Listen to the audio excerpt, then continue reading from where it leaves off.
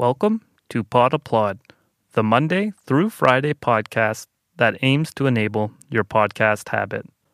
I'm your host, Seb, and today we are going to talk about the podcast Keeping a Notebook.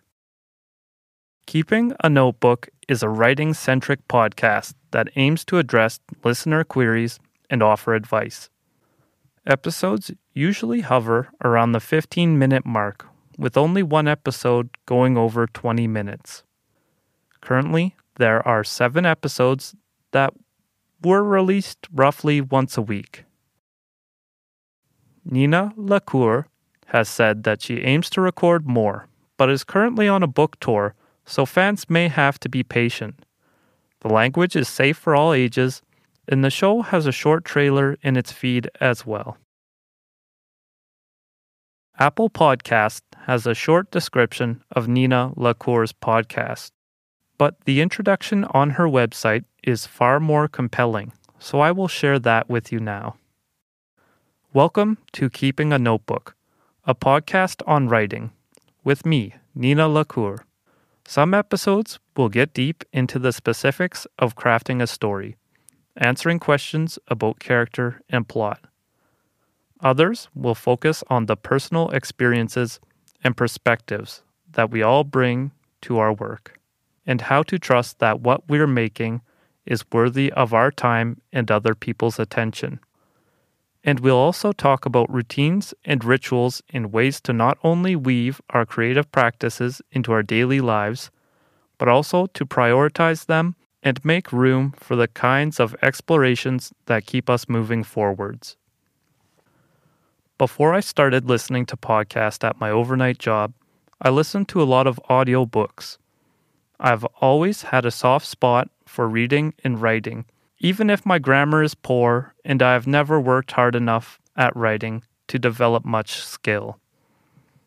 So when I saw Keeping a Notebook trending, it caught my attention in quite a sincere way.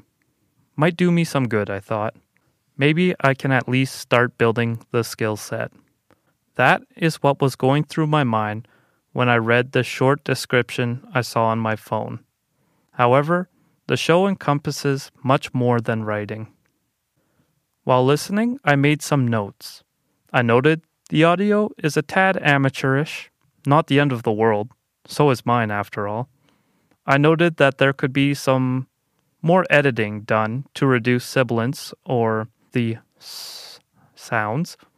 Those are little things I noticed when listening, but more important are the things you remember, the things that stay with you when you are done listening. Among my notes, particularly in just the short 10-minute first episode, I had also written, wow, poetic and compelling. Hearing Nina talk about wanting and striving to get her creativity out there in some sort of tangible form was impactful to me.